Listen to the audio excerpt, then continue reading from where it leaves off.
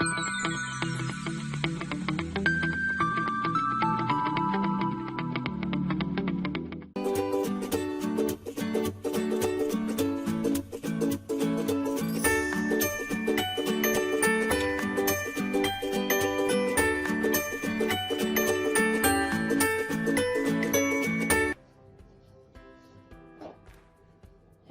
and welcome to Data Communication and Networking Online Lecture Series. Myself, Reema Rawat. In this session, we will understand what is the requirement and why we need to learn this subject, which is data communication and networking. For that, first of all, we need to understand what is data communication. So, data communication refers to as the exchange of data or information within a particular range or within a particular devices. And for that, we need to have some platform which is referred to as the networking. So let's see what is data communication and in which places we use this data communication.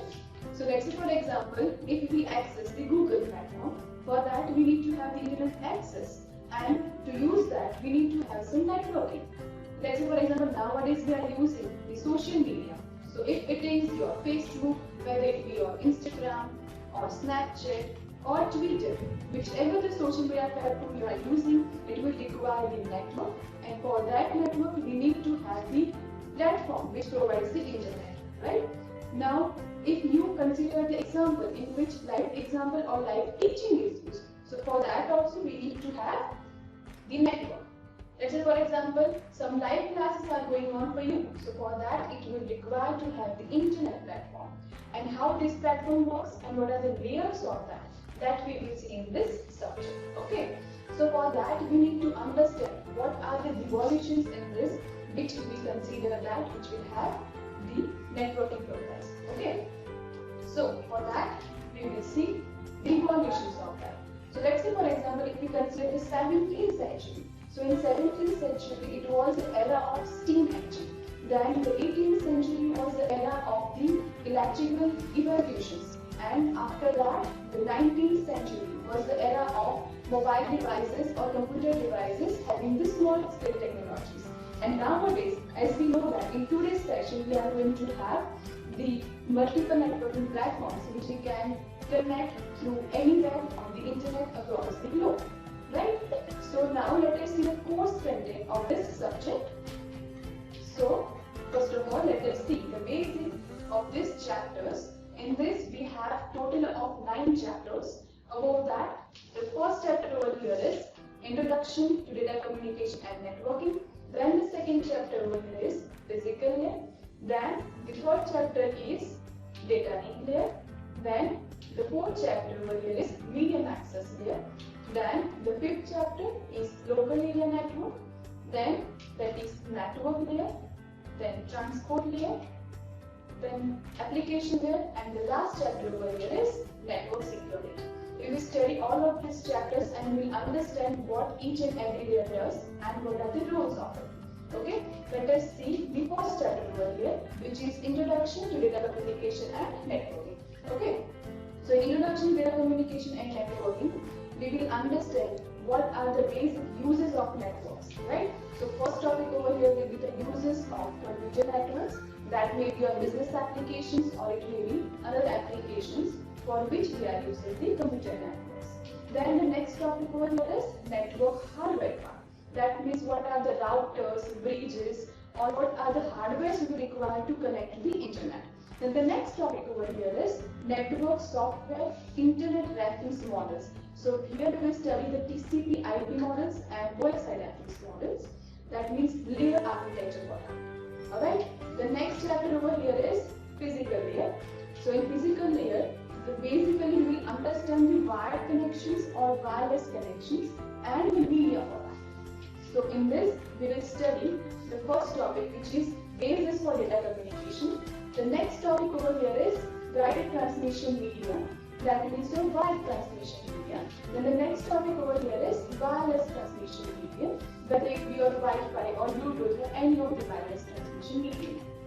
And the last topic over here is the switching types, in which we will consider circuit switching and telephone network. Now, the next topic is next chapter, which is data link layer. In data link layer, the first topic we will see is the data link layer design issues. The next topic is error detection and error correction. In this, we will see the different error correction and error detection mechanisms, in which we will see the different codes for that. Then the next is data link control protocols, and the last topic over here is will be the error detection and control mechanisms for that. Now the next chapter over here is medium access layer. In medium access layer, the topics we are going to cover are the first one is channel allocation problem, and the next is multiple access.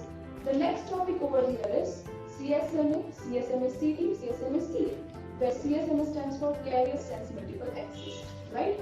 And for that, we will see collision detection and collision avoidance. Alright? Now the next topic, next chapter, which is local area network. In local area network, the first topic is Ethernet. Then next is wireless LAN, Bluetooth standards, and the main connecting devices, which are repeaters, hubs, bridges, switch, routers, gateways, and VLANs, that are virtual LANs. Okay? The next topic over this chapter is example networks, which are X.25, frame relay, ATM, and ISDN. Alright? Next chapter we are going to consider is network layer. In this chapter, we will study how the network is connected. That means in whatever the areas are, how towers work and how they are connected to each of the towers or your offices or likewise, and then we understand the network layer like this. Then in this chapter we will see the network layer design issues. That means the topics in which the roles of the network layer defines over here. Then we will study the different routing algorithms. That means to route the data packets from the particular path, we will need to establish the algorithms for that. That we will see using this routing algorithms. The next topic in this chapter is congestion control algorithms. So this congestion control algorithms, exactly what it does. So whenever you are transmitting the data through particular network, it may occur that the traffic, that means data packet traffic, will arise. So for that, we will need to obtain the algorithms, which will cover the topic of congestion control algorithms. And the next topic over here is QoS. So QoS, that means your quality of service. That means whenever you are transmitting the data, we need to define that how reliable it can transmit the data packets. So for that, we need to understand the quality of service parameters. And the last topic of this chapter is network layer protocols, different protocols to connect to the network.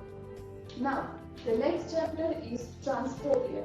So as the word itself suggests, that this chapter is related how we are going to transport the data packets and how it will travel to the network. So in this first topic is transport layer services, that means which are the services provided through the transport layer.